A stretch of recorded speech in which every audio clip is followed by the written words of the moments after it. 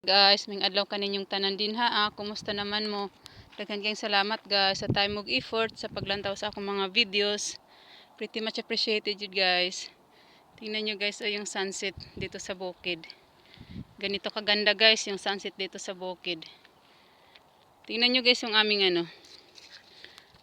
nashi pear o Japanese na piras o green na piras guys.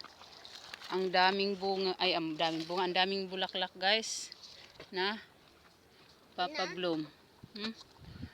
Lahat ng sanga guys ay puro buds o bulaklak guys na papabloom.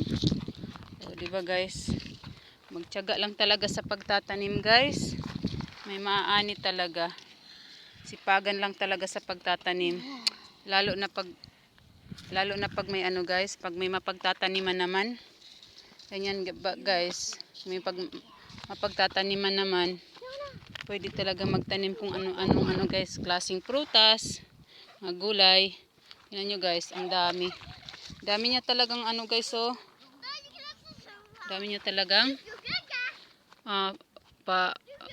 bloom na flowers. Meron nang siya guys oh.